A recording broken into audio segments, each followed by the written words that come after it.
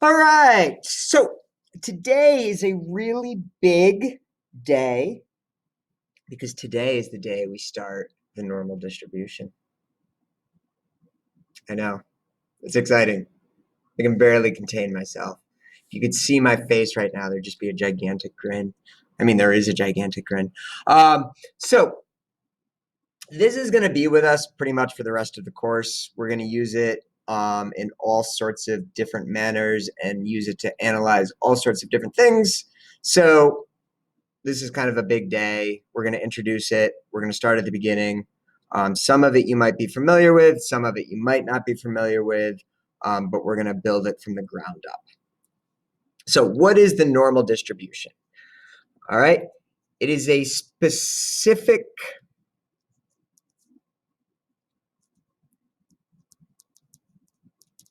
family of distributions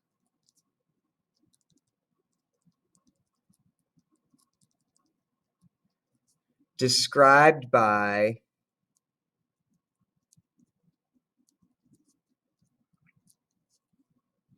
and then I'm going to write the equation here.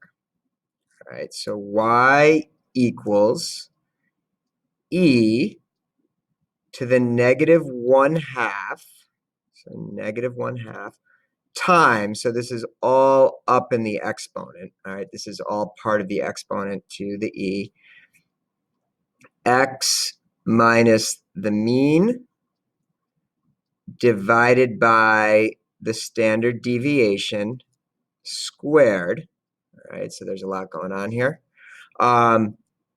divided by the standard deviation times the square root of 2 pi. And again, just in case it's hard to see or in the video, this is y equals e to the negative 1/2.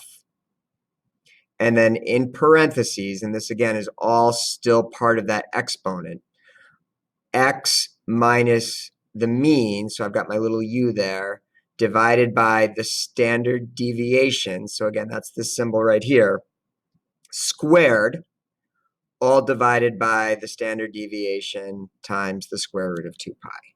Now, we're not actually going to do a whole lot with this, all right? It's not like this is a formula you need to have memorized, but this is the formula that describes a normal distribution. All right, if I were to put this into my calculator, which I have already done, and then bring up the graph, this is the graph that it's going to make. There's sort of your standard normal curve or your bell curve that I'm sure you've seen before. If you try to do this on your calculator, just know that you really have to change the window quite a bit to get it to look the way mine looks right now. So like my window goes from -3 to 3 with a scale of 1, but then the y is only from like 0 to 0.5 with like a scale of 0.1. So again, you do have to play with the window quite a lot to see it. But that's the formula that we're kind of using there to get that to all work. Now, why do I say it's a family of distributions, right? Because there are actually lots of normal curves, all right? They all have the same overall shape. They're symmetric, single-peaked, and bell-shaped. And any specific normal curve, because again, there are an infinite number of normal curves, is completely described by its mean and its standard deviation. All right, and that makes sense if we look at this formula. All right, x and y are just x and y. Those are the things that change in the same way when you have a line, you know, x and y changes. E is a constant, right? -1/2 is a constant. The mean and the standard deviation are the things that can change. 2 is a constant. Pi is a constant. 2 is a constant. So the only things that can alter this formula are the mean and the standard deviation, all right, which is used in 2 spots. It's used here and it's used here. So if I know the mean and the standard deviation, I can plug these into this formula. And because E, pi, and everything else are constants, that's enough information to know exactly what that curve is going to look like. So if I give you a mean and I give you a standard deviation, that's enough information to know what the full curve is going to look like. And that would be enough information to graph it. It'll be enough information to analyze it. It'll be enough information to pretty much do anything that you're going to need to do with it. Another thing that I want to say is that usually this normal distribution is used to approximate the actual histogram. All right, we're going to see that we use this a lot to make claims about the distribution. And we're going to see that it's a really useful tool because to use it, again, all we're going to need is the mean and the standard deviation. We don't need every single data point the way we would to create a histogram. All right, to create a histogram and to answer questions based off the histogram, you have to have every single data point. You have to have it summarized. You have to go through all these things. With this, we're going to find that it's a really useful tool. We only need these two numbers, and it's going to very closely track to the actual histogram anyways. So for the difference that we're going to see, this is a very useful tool that we can do all sorts of things with, and we will be doing all sorts of things with. Couple other points of interest. The mean and the median are both at the very center, which is what we should expect with a shape that's symmetric. So they're going to end up in the same spot. One standard deviation from the mean in either direction is what's called the point of inflection. And it's where the curve goes from bending down to then bending back up.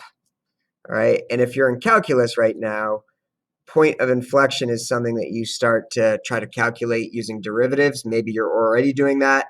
But the point of inflection on a normal curve is one standard deviation to the right and one standard deviation to the left. And it's the point where the curvature changes. And again, if you're in calculus, you're starting to do that. Maybe you've already done that. If you're not, again, it's not anything that you really need to know as far as like a test or an assessment. I'm just kind of sharing that information because why not? All right.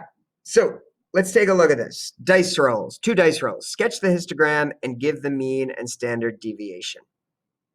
All right. So what we're going to find is that all sorts of things in nature, in probability, approximate this normal distribution that we're going to be using. One of those things is a dice roll. So if you roll 2 dice, your possible values go from 2, which would be double ones, all the way up to 12, which would be double sixes.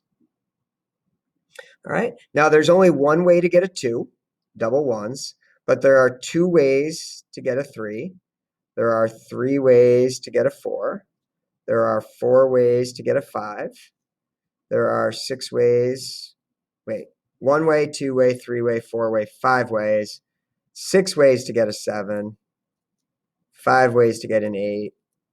4, 3, 2, and then back 1. So we can see, again, this is sort of approximating that normal curve that we've seen. Other things that are going to approximate this normal curve. Errors in measurement. All right, so if you have 30 people measure the same exact thing, they're probably going to get slightly different answers, right? And if we look at the errors, like how far they were away from the true value, those errors are probably going to follow a normal distribution.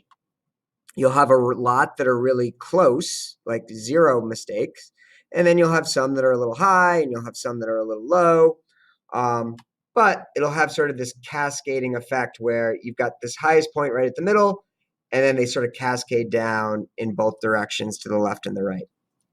Tests usually work the same way, right? There's usually a score that most of the class is at, and then you have some people that are higher than that, and only a few people that are at the very top. And then you have some people that are lower than that, and only a few people that do really well. Do really poorly, sorry. Heights. There's like an average height. Most people are around that average, but then you end up with some people that are really, really tall, and you end up with some people that are really, really small. Weights of baby elephants. Why baby elephants? Why not baby elephants? All right, but you're going to have sort of an average weight. Some baby elephants are going to be on the chubby side, and some might be really chubby and way out here, and then some are going to be on the skinnier side and way down here. All right, but all sorts of things that we're going to find to be able to analyze follow this sort of pattern. Now, it says to give the mean and the standard deviation. I just want to show you how we can do that. If we go to stat edit, I've already put in 2 through 12. And then over here in L2, I said there's one way to get a 2, 2 ways to get a 3, 3 ways to get a 4, 4 ways to get a 5, 5 ways to get a 6, 6 ways to get a 7, and then it cascades back down. So what I can do is I can go to stat calc, one variable stats, list L1, that's where my values are, frequency list L2, and then it'll do that for me. So the average dice roll is a 7, which again is our highest point of the curve. And then our standard deviation is 2.4, we can say. We'll just do one decimal point, 2.4. All right. So again, just this sort of pattern, this sort of shape, we're going to see this time and time and time again in all sorts of environments. So this is something that maybe you've seen before, all right? And it says review from trig. Yeah, I know it's called Algebra 2, but I always forget and call it trig. This is the 68, 95, 99.7 rule. I don't know whether either your teachers taught you this, but it's basically sort of a general observation, rule of thumb regarding normal distributions. And that rule is that approximately 68% of observations fall within one standard deviation of the mean. 95% of observations fall within two standard deviations of the mean, and 99.7, or just about all observations, fall within 3 standard deviations of the mean. So going back here, all right, if this mean was 7 and the standard deviation was 2.4, this would be saying, 68% of all die rolls are going to be between 9.4. Now I get that you can't actually have a decimal, and 4.6. 95% of all observations are going to be between 11.8. Again, I get that you can't have 11.8. And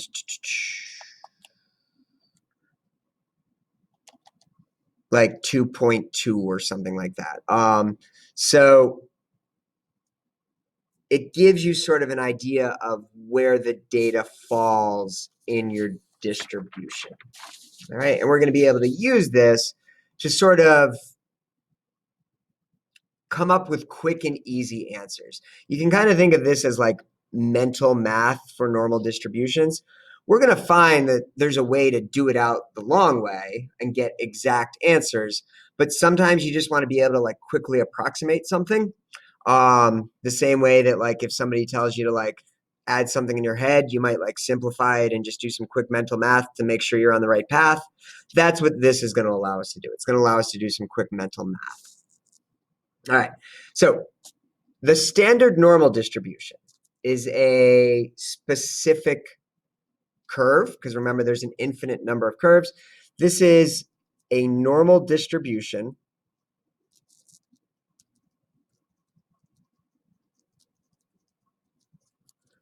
with a mean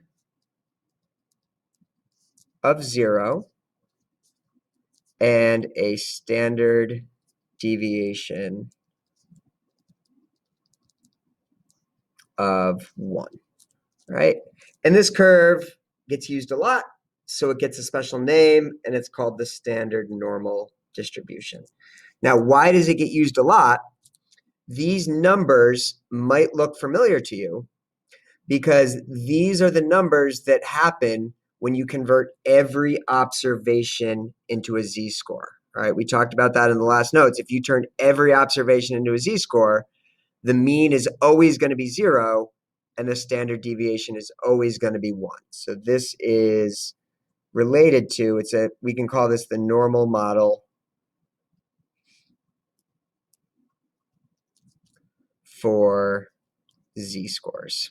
All right, so if I ever refer to the standard normal distribution, you need to know that that automatically means the mean is 0, and it automatically means the standard deviation is 1.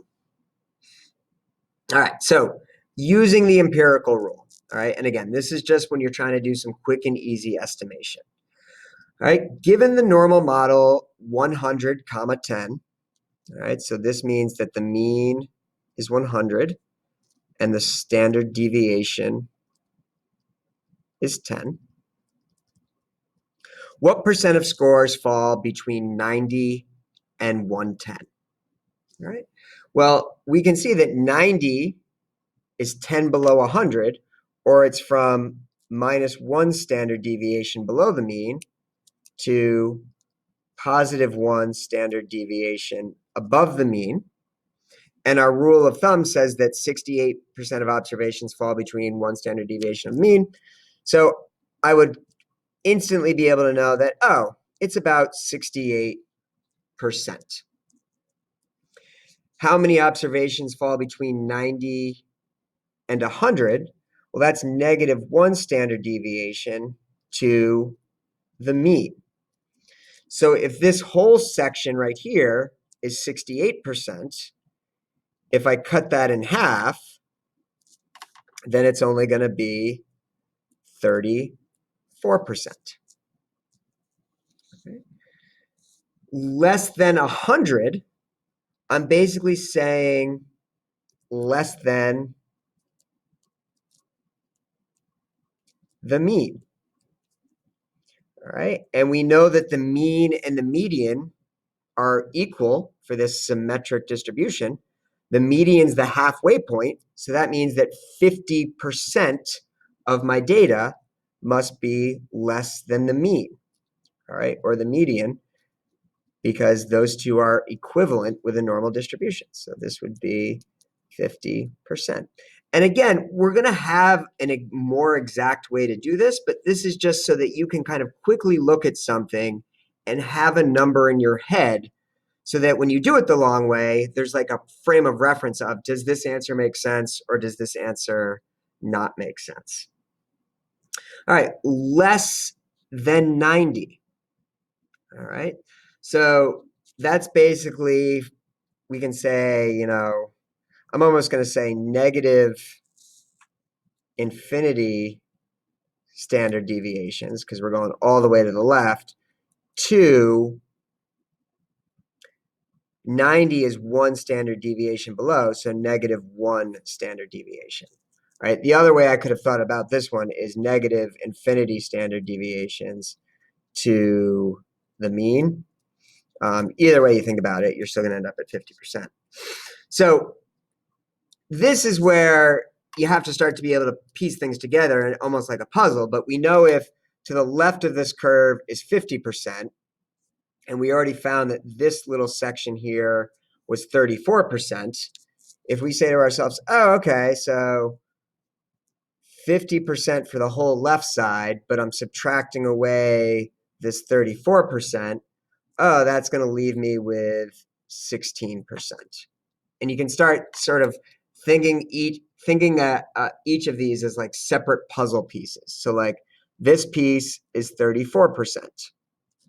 This piece is also 34% because together they're at 68%. Now, if this is 95% of the data, but 68% of it is already used up here, that leaves 27%. All right, so these two sides, these little shaded areas here, have to add up to 27%. But again, they're split in half. So this piece would be 13.5%. And this piece would be 13.5%. And then we could say the same thing here. Like, oh, if this is 95%, then this 99.7% is really 4.7%. But we have to divide the 4.7% in half. So this is 2.35%. And at some point, like, it becomes easier just to do it out the longer way that we're going to do in a little bit. But you can continue this out and think of these as like all separate little pieces. And if this is 99.7%, that means there's 0.3% left over. So we have 0.15% on this side and 0.15% on this side. And again, at some point it gets probably more difficult to do it this way, but it can be useful. So this one says more than 120. Well, more than 120 is positive 2 standard deviations above the mean. And then they're just saying more than. So that's basically to positive infinity standard deviations above the mean because the curve does keep going. I'd really be only looking at these two pieces right here. So I could say, oh, okay, that's 2.35 plus 0.15, which is 2.5%. I could also look at it from the other direction and say, oh, well, I know the right-hand side is 50%. So if I do 50 minus the 34 minus the 13.5, that'll give me the same answer. All right, so either way you want to think about it, it can get you there. Again, we will have a different way of doing these. It just gives you another way to think about it so that you can have an estimation for what your answer should be. Now, how are we going to find more exact pieces? All right, we're going to find more exact pieces by calculating the area under the curve. Now, how do we calculate an area when a line is curved? All right, well, this actually gets a little into calculus. All right, so you might not be there yet, but we find the area under the curve using a tool called the integral. All right, and the idea of the integral is you have these rectangles underneath the curve.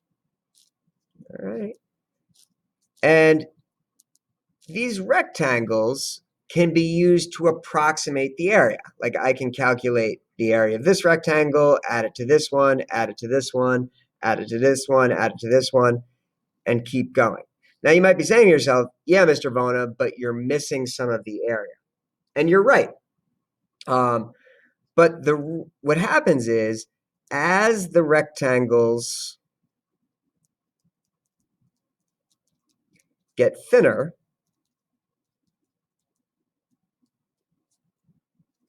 we get closer to the true area. All right. And if we make the rectangles basically get a width of 0, if we take the limit as these rectangles get smaller and smaller and smaller, we can get the actual area of the curve.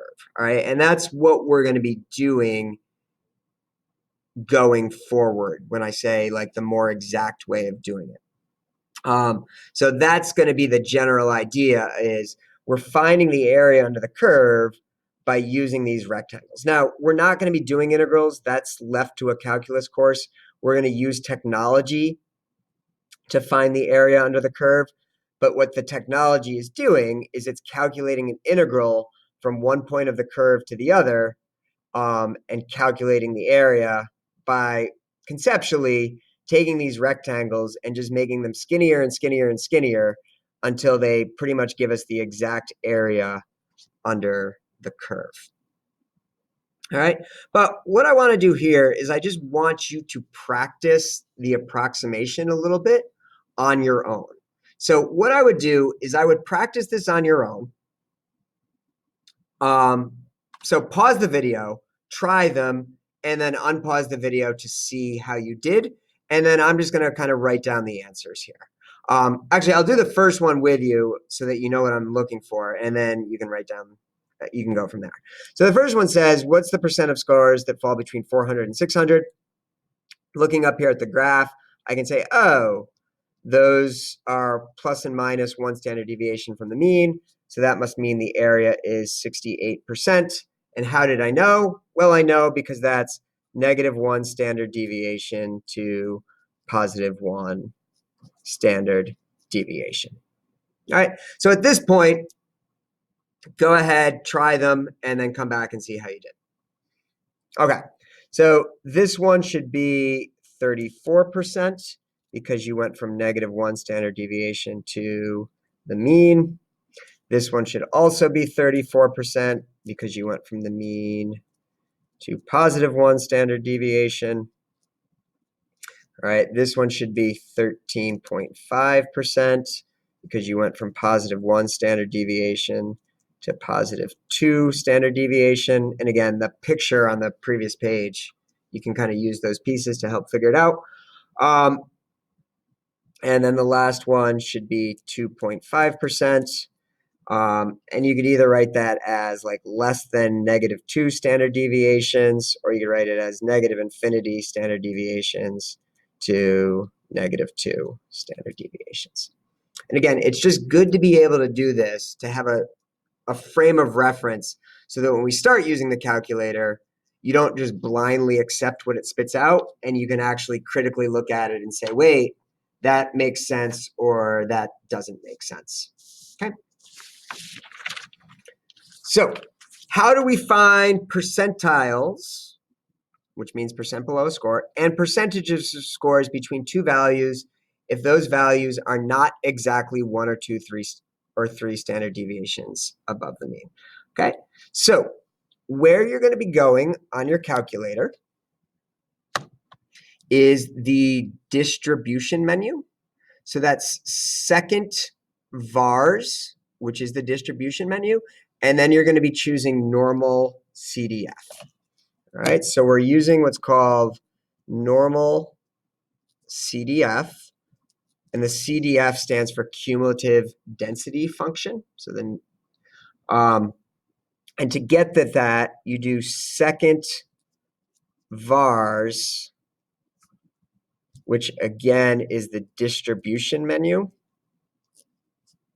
And then it's choice 2, which is the normal CDF. All right, so that's how you get to it. Once you're there, it's going to ask you for a lower limit, an upper limit, a mean, and a standard deviation. For this unit, we are always going to leave the mean and the standard deviation at 0 and 1, which means we're always going to be using the standard normal distribution, right? Once we get past this unit, we're going to start changing these. But for this unit, the expectation is that you are always going to leave these at 0 and 1, all right? And then the lower and the upper bound is basically the range upon which you want to calculate a percentage. So what you want to know there is that for -infinity, you can just type in -9999. For +infinity, you can just type in 9999. And those are going to be high enough that you won't be able to tell any difference because the decimals will be so far out that they won't even show up on your screen. So generally, the way that you'll write work when you're using this tool is it'll be something like, oh, I'm doing an NCDF, and let's pretend I'm doing it from -1 standard deviation to +1 standard deviation. So this would be my lower. This would be my upper.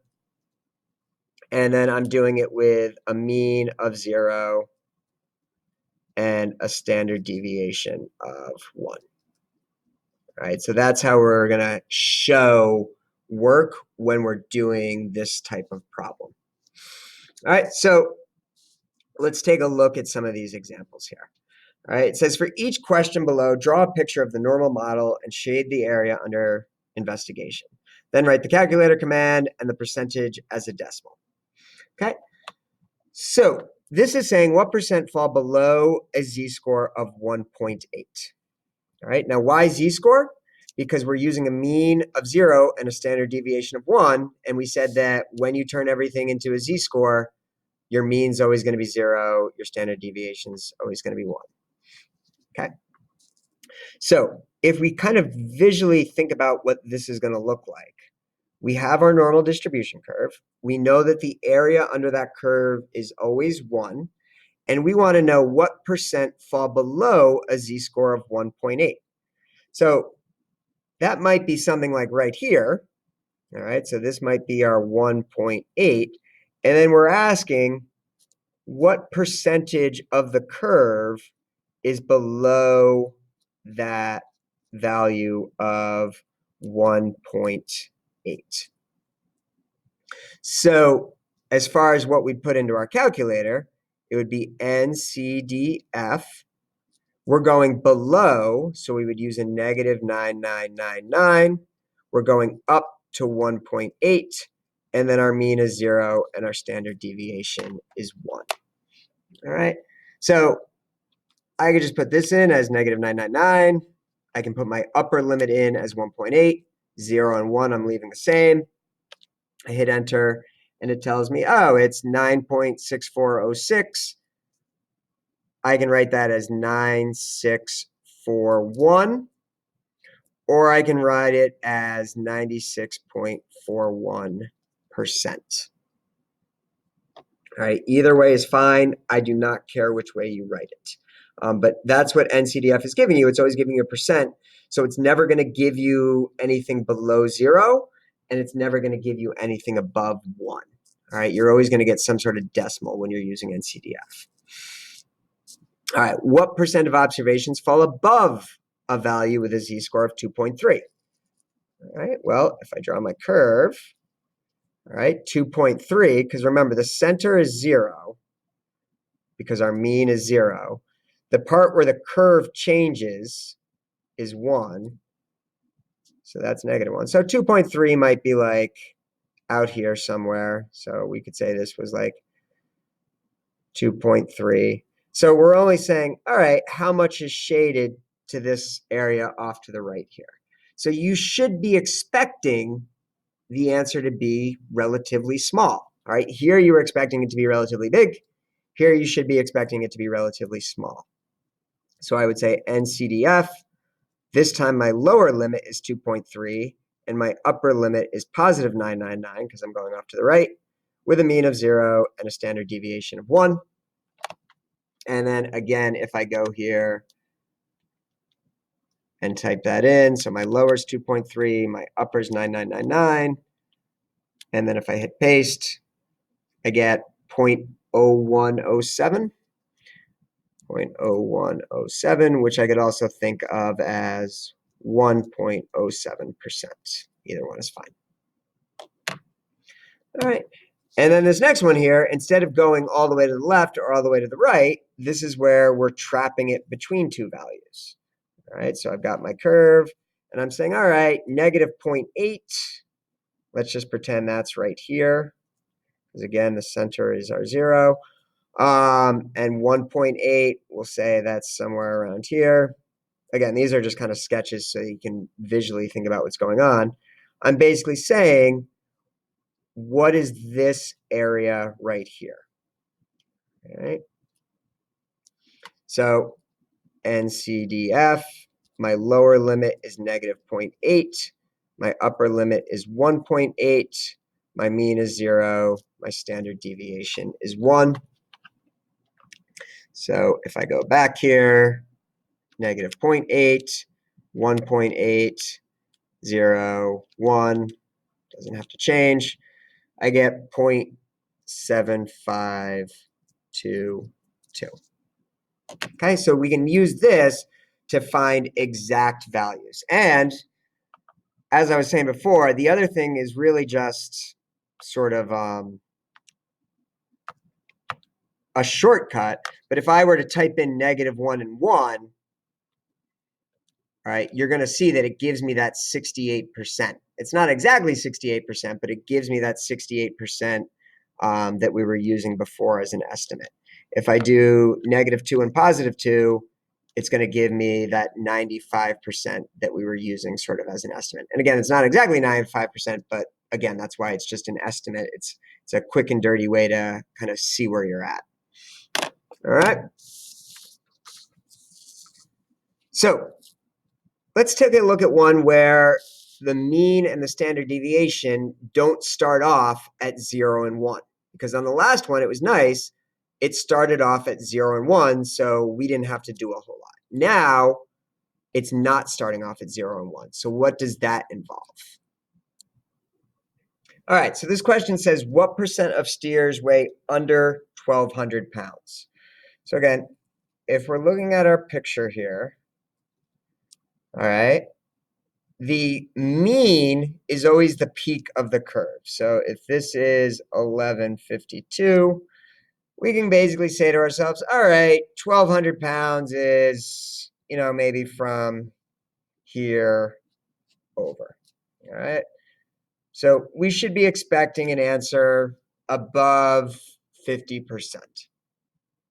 Now, what I said is that we're always in this unit going to use a mean of 0 and a standard deviation of 1 when we're doing NCDF. So that presents a problem because here the mean is 1152 and the standard deviation is 84. But if we transform our distribution into z-scores, the mean will become 0, the standard deviation will become 1. So what we're going to do is we're going to take that 1,200 and turn it into a z-score. All right, so observation minus mean divided by standard deviation. All right, and that works out to be 0.5714, something like that. So once we turn this into the z-score version, all right, this is the z-score version of that number, then we can go back to using our NCDF because z-scores always have a mean of 0, a distribution of z-scores always has a mean of 0 and a standard deviation of 1. So we can now say NCDF from negative 9999 to positive 5714 when the mean is 0 and the standard deviation is 1. All right, and that gives us an answer of like, well, here, we'll just do it. All right, so second distribution, NCDF. Whoops.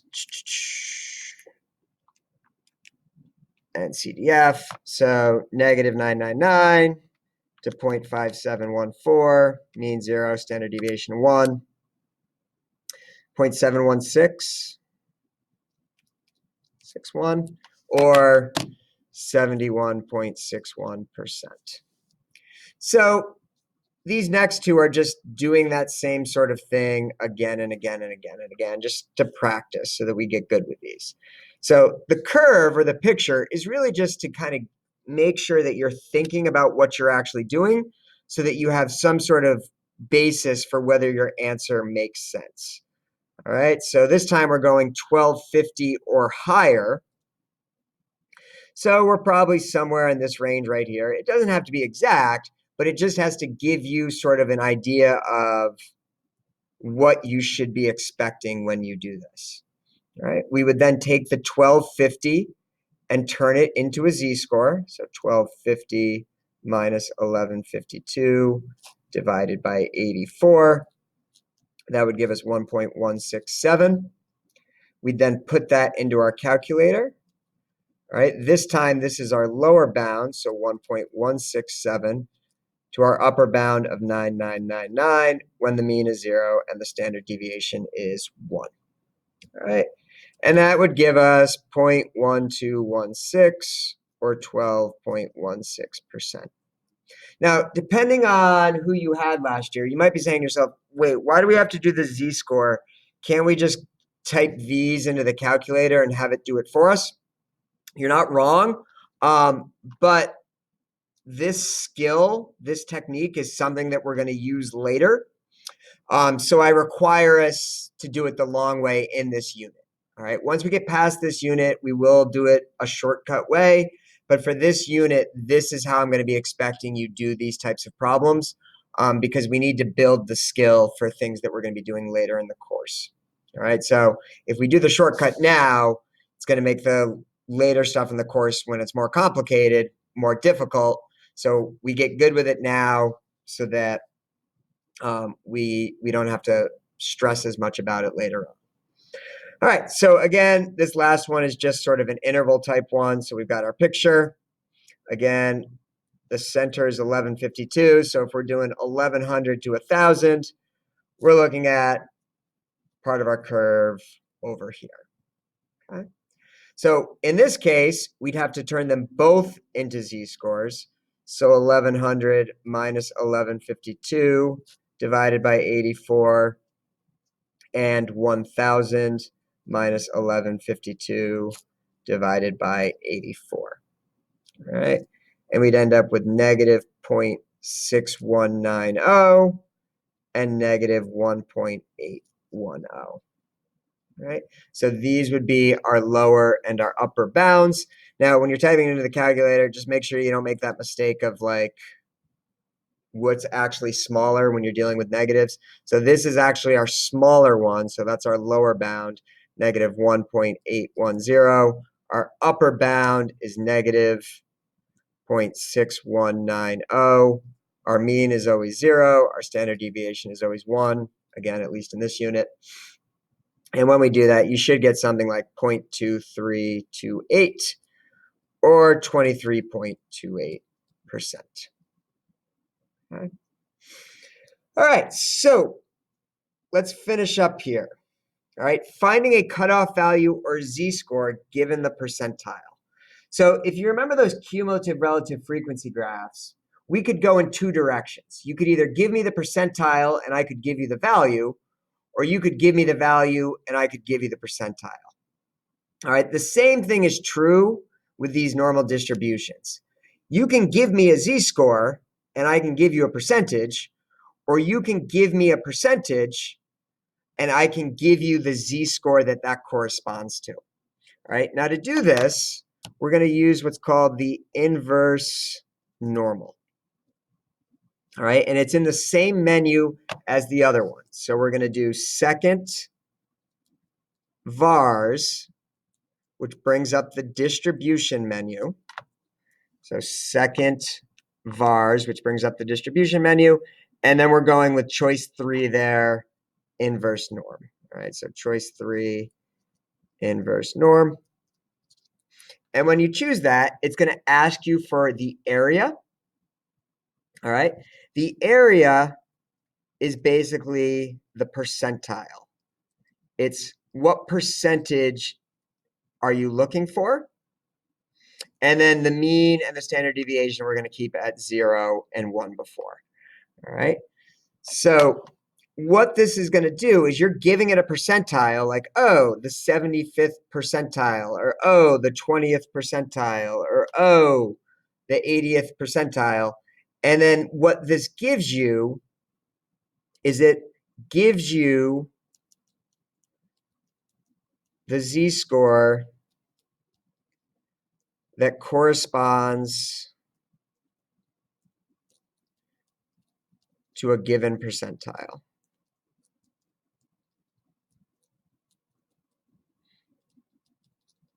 All right, so let's look at some examples so that you can see what that actually means. All right, so this says what z-score corresponds to the 65th percentile. So what that's saying is, imagine that 65% of the curve is shaded in. So I'm telling you that this is 65% of the curve.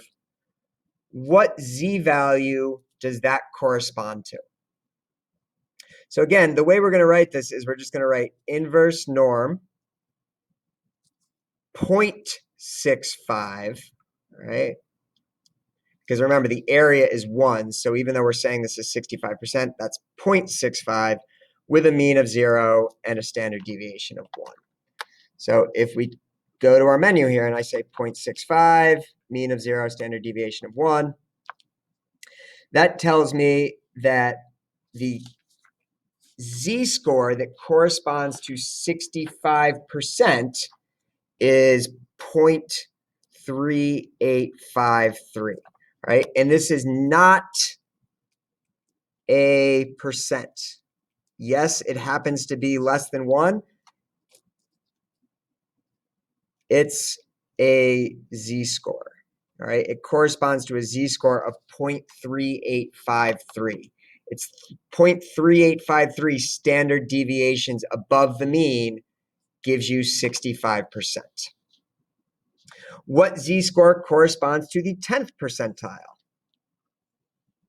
All right, so 10th percentile means the point where 10% of the observations are below that value. So we're telling you that's 10% of the curve. What z-score corresponds to that value? So again, it would just be inverse norm of 0.10 when the mean is 0 and the standard deviation is 1. All right, and if we go there, inverse norm, 0.10, you're going to get an answer of negative 1.28. And that should be your most obvious example that it's not a percentage, because we're getting negatives and we're getting things above and below 1. So when kids get answers like this, they sometimes mistakenly turn it to a percentage. And then when they get answers like this, they tend not to. But you just have to remember that inverse norm is giving you z-scores, not percentages. All right, so last two here. The lowest 20% of steers weigh less than what weight? So we're back to this model where it's not z-scores, but it's actual data. So our picture is still, we've got 10% shaded in, but now we're saying, okay, what is that actually as, oh, sorry, 20%. What does that actually work out to be? Not just what z-score it is, but what weight is that? So we start the same way. We say, all right, inverse norm of 0.2 when the mean is 0 and the standard deviation is 1. Right? That's going to give us a z-score. Right? And it's going to give us a z-score of negative 0.8416. Right? This is a z-score. Now, what we do is we do what we did on the last question in the warm-up. We convert that to an observation. So we say, all right, the z-score formula is z equals the observation, which is what we don't know, minus the mean, which we do know, divided by the standard deviation, which we do know. All right, we're just using that formula of z equals observation minus mean divided by standard deviation. And then we're solving this little mini algebra equation. And when you solve that, you're going to get something like, well, let's see, negative 0.8416 times 84 plus 1152, 1081. I don't know that we need decimals here when we're talking pounds, but 1081 pounds. And that's how you can use this formula in reverse to kind of backtrack out of it. Now, this one says the highest 10% of steers weigh over how many pounds? Now, here's the problem with inverse norm, is it only goes in one direction. So if I'm trying to figure out what's the cutoff for the highest 10%, what I'm really asking is, what is the 90th percentile? Right? Because the highest 10% means that 90% are below that value. So yeah, I'm looking for the cutoff for the highest 10%, but the inverse norm only goes down. So I'm not going to do inverse norm of 0.10. That would be what we did up here. I'm going to do inverse norm of 0.9, and that's going to give me this value right here with the 10% above it. So I've got inverse norm of 0.9 when the mean is 0 and the standard deviation of 1. That's going to give me approximately 1.28. Again, not exactly, but close enough. 0.9, 1.2815. I'm going to use this because this is my z-score. I'm going to use this in my formula, and I'm going to say 1.28 equals the observation, or you can put x in there, minus the mean, which is 1152, divided by the standard deviation, which is 84. And then I just go ahead and solve this problem. So 1.28 times 84 plus 1152 is 129.52. I'm just going to write that as 1,260 because I'm guessing we don't care about the 0.52 pounds at this point. All right, so I'm just going to round it without any decimals. But this is how we can use this to sort of work in the other direction there. All right, so again, let me know if you have any questions. And if not, have a great day. All right, bye.